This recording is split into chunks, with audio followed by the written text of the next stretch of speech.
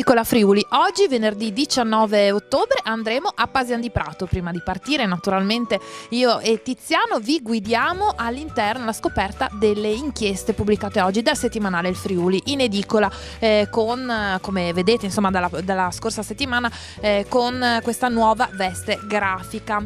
Di cosa parliamo questa settimana? Parliamo di violenze e il titolo è Giù le mani da bimbi e vecchi. Maestre che picchiano i loro alunni, infermiere che legano i pazienti in cura, badanti che maltrattano gli anziani assistiti. Sono solo alcuni degli esempi che citiamo. Ecco che cosa succede nella testa di chi dovrebbe aiutare i più deboli. All'interno abbiamo anche tre altri focus molto interessanti. Spezzata un'ala.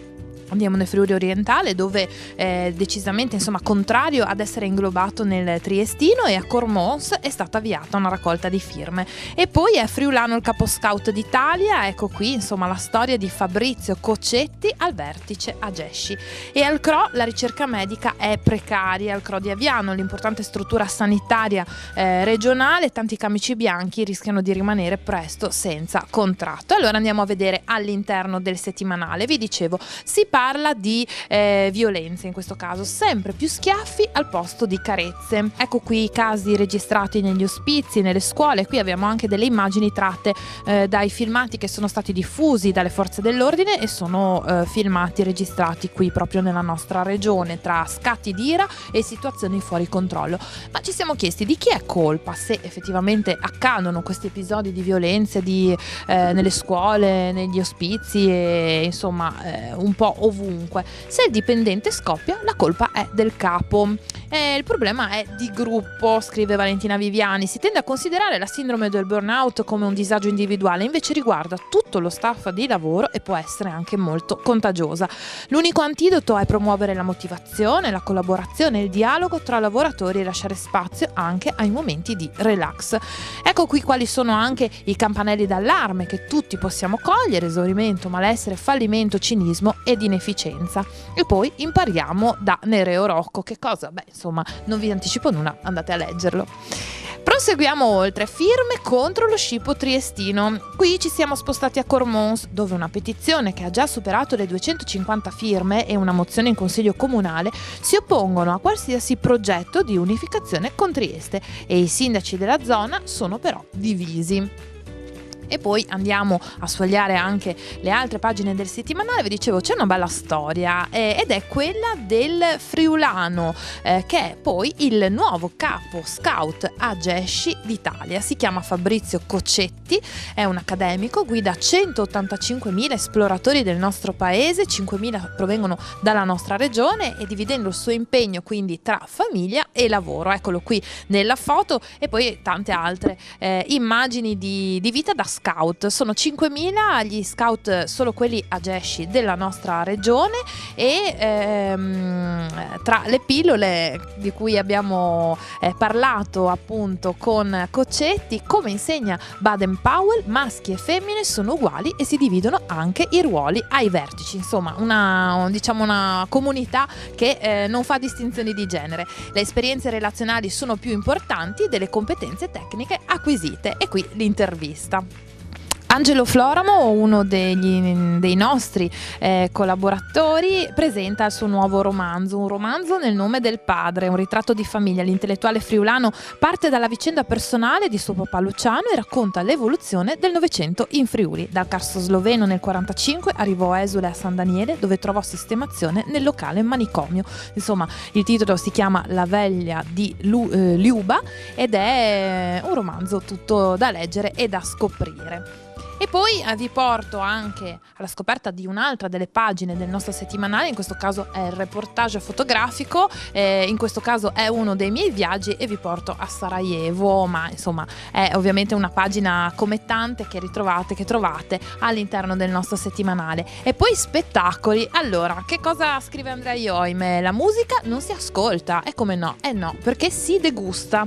Jazz and Wine of Peace non è soltanto un festival atteso da tanti appassionati, ma un esempio esempio della capacità di proporre turismo culturale, unire live e territorio e richiamare un pubblico cosmopolita. E insomma qui si racconta l'iniziativa nata da un gruppo di amici che da 21 anni porta i big e chicche a Cormons, e poi tanti appuntamenti, il palinsesto di Telefriuli, sport e tante rubriche e tanti approfondimenti all'interno del nostro settimanale in edicola quest'oggi. Allora, venite con me e Tiziano Campigotto e andiamo a Pasian di Prato.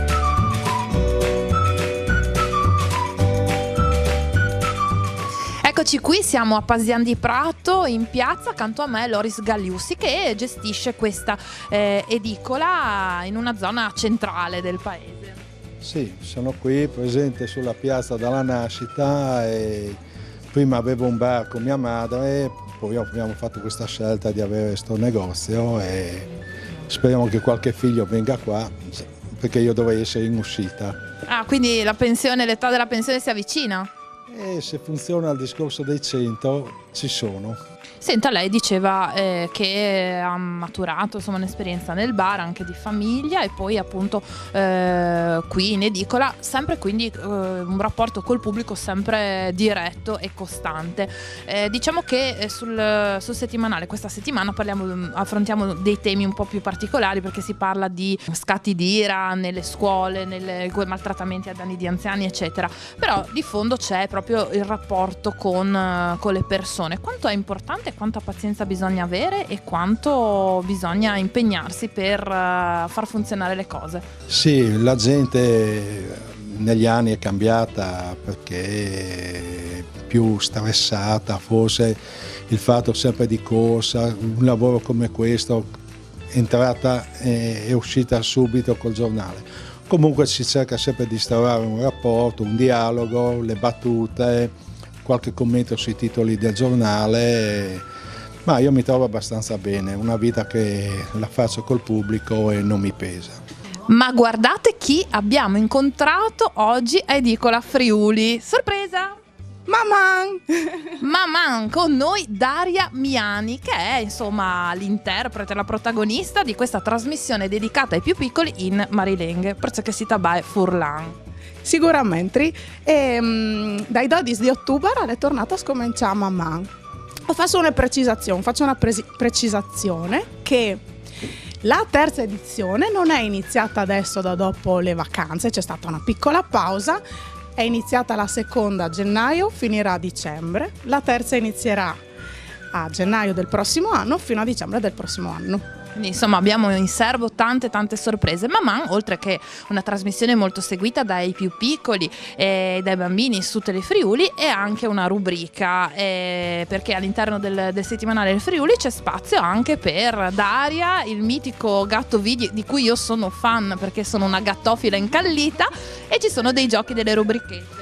Esatto, doppio appuntamento perché dal 12 ottobre Maman è anche in carta e ci sono diverse rubriche. Abbiamo, come ha già detto Marta, abbiamo giochi, barzellette, parole di alcune delle canzoni che andranno in onda durante il programma, proposte di lettura per bambini in lingua friulana e appunto Lis Aventuris di Vigli, che quest'anno non sono raccontate in terza persona, ma è Vigli stesso che parla di sé.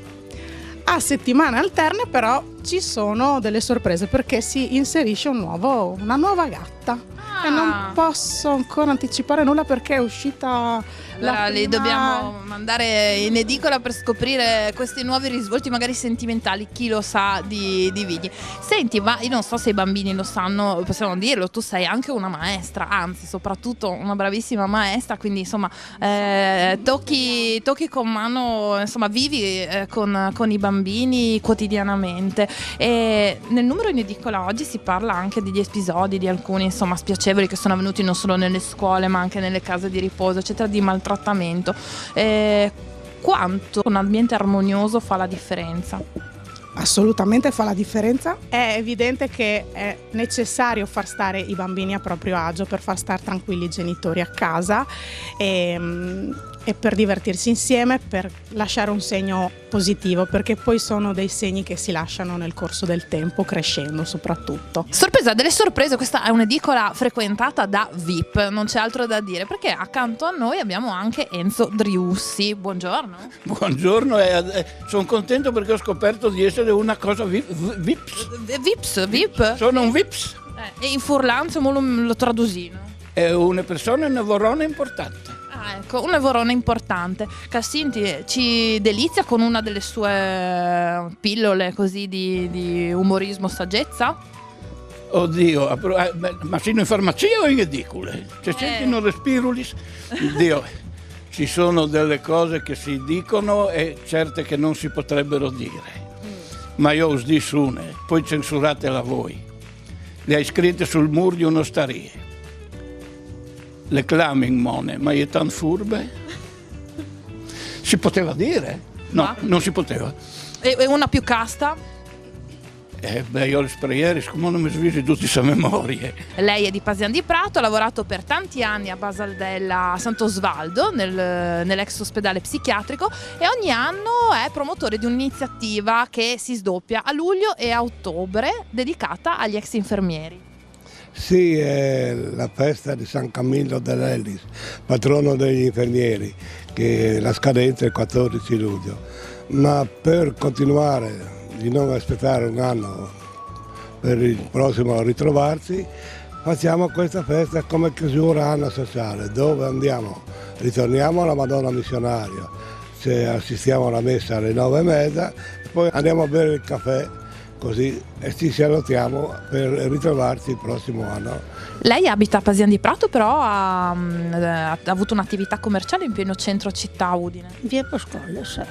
Una delle vie che insomma un po' adesso era stata di nuovo al centro della cronaca. E adesso sono problemi lì, però secondo me la via chiusa sarebbe l'ideale, perché lì è una via che si presta anche appunto al traffico. Sì, al traffico naturalmente, perché si presta secondo me anche per la passeggiata. Comunque secondo me, sì, la mia idea. E perché il traffico ha sempre dato un po' di fastidio. Anche a livello, diciamo, a voi commercianti tutto sommato non portava più giro? Portasse perché era solo un passaggio, via Pascole, non si fermavano lì. Edicola Friuli finisce qui, grazie a Loris Gagliussi per l'accoglienza. No, grazie a voi che siete venuti a trovarci e mi fa piacere, potete tornare quando volete. Grazie, siamo molto contenti anche noi e certamente torneremo. Invece l'appuntamento per il prossimo venerdì, rimaniamo sempre un po' nei paraggi perché andiamo a Basaldella e quindi vi aspettiamo naturalmente, e io questa volta giocherò in casa. Buon fine settimana a tutti e tanti saluti.